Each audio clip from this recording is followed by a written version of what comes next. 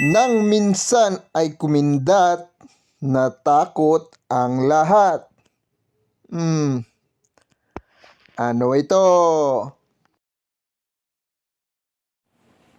Tumpok ng lupa sa kapatagan, nakakapagluto at parang bibingkahan.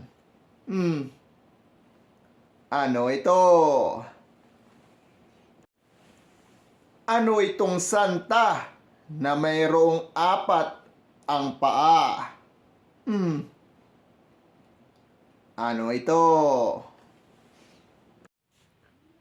Kumplituhin ang kasabihan. Bato-bato sa langit. Ang tamaan ay wag blank.